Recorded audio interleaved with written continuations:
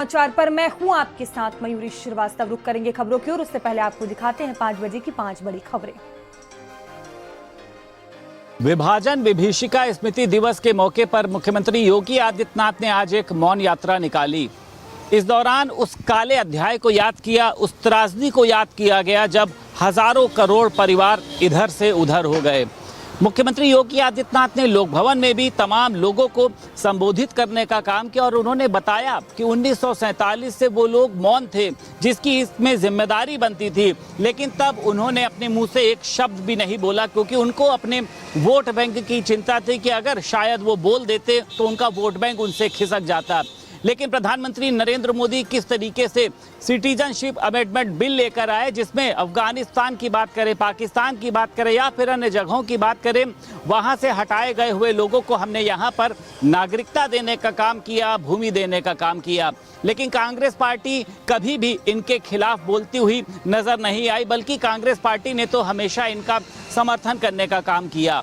इस दौरान मुख्यमंत्री योगी आदित्यनाथ ने समाजवादी पार्टी पर भी हमला बोला और उन्होंने कहा कि आज शिवपाल यादव क्या कर रहे हैं कि हम आजम खां को गृह मंत्री बनाने का काम करेंगे।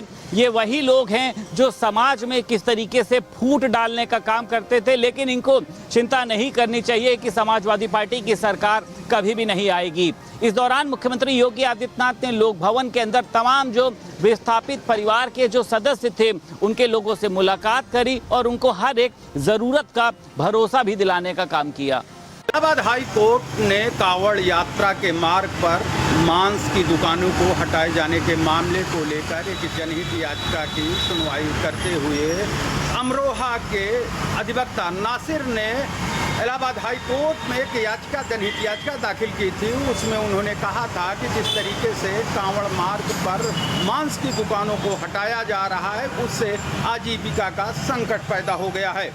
इस पूरे मामले में इलाहाबाद हाई कोर्ट ने सुनवाई करते हुए टिप्पणी किया है कि पीआईएल यानी जनहित याचिका ये पब्लिक इंटरेस्ट से नहीं बल्कि पब्लिसिटी के लिए की गई है।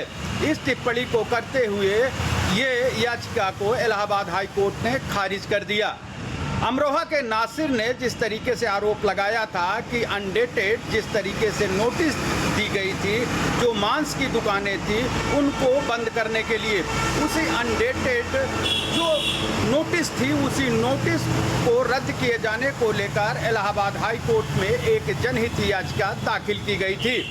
आज जनहित याचिका की सुनवाई करते हुए चीफ जस्टिस की बेंच ने इस पूरे मामले को खारिज कर दिया। चीफ जस्टिस की बेंच ने कहा कि ये जनहित से जुड़ा मामला नहीं है, बल्कि खुद पब्लिसिटी के लिए ये याचिका दाखिल की गई है।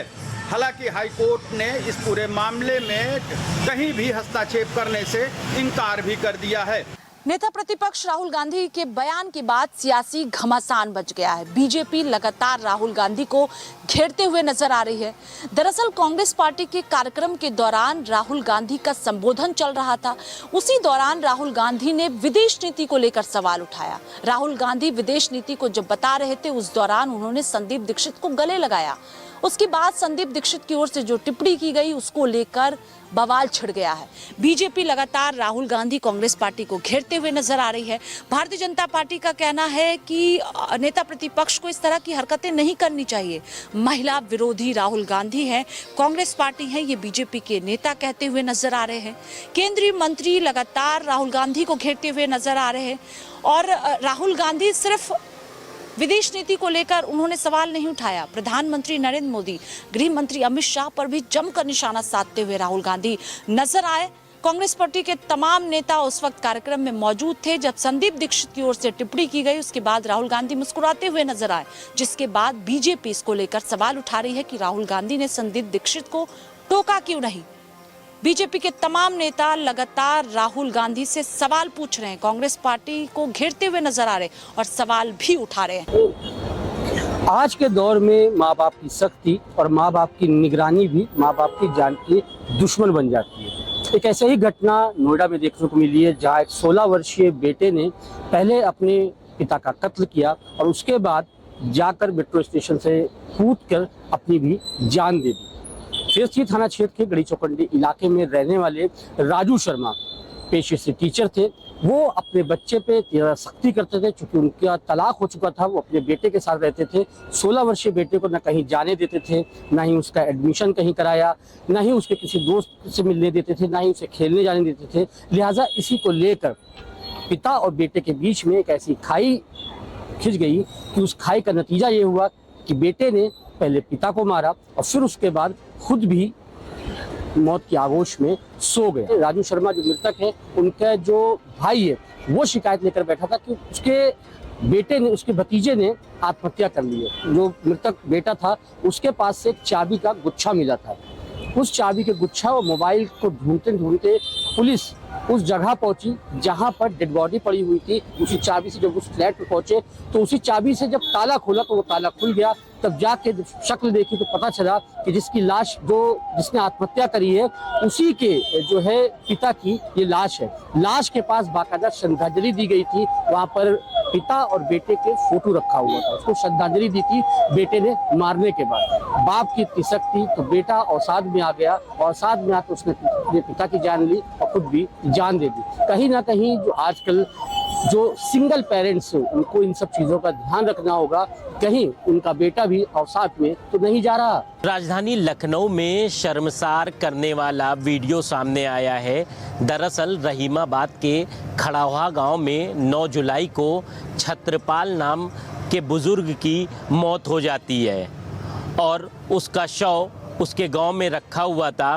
वीडियो में जो दिखाई पड़ रहा है, जो छत्रपाल का बेटा महेंद्र है, उसने अपने बाप के शव से जो अंगूठा है वो सादे पेपर में लगाया।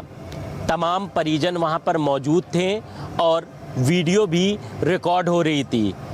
इस वीडियो के वायरल होने के बाद मामले ने जब तूल पकड़ा तो पुलिस ने भी इसमें एंट्री ली, लेकिन जिस तरह से उसने अपने मरे बाप के अंगूठे को एक सादे कागज़ में लगाया, उससे रिश्ता कहीं ना कहीं शर्मसार होता हुआ नज़र आया। फ़िलहाल ये वीडियो सोशल मीडिया पर काफ़ी चर्चा का विषय बना हुआ है। जब से ये वीडियो वायरल हो रहा है, जो आरोपी बेटा महेंद्र है, उसकी काफ़ी लोग निंदा कर रहे हैं। परिजनों का कहना है कि उनको नहीं पता था कि इस तरह की हरकत महेंद्र करेगा। दरअसल महेंद्र की बहनें भी हैं, लेकिन वो प्रॉपर्टी की लालच में उसने अपने मरे बाप का अंगूठा सादे कागज़ में लगा लिया ताकि सारी ज़मीन उसके कब्ज़े में हो जाए।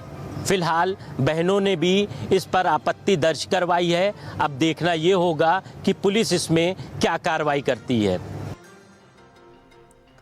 और खबर सोनभद्र से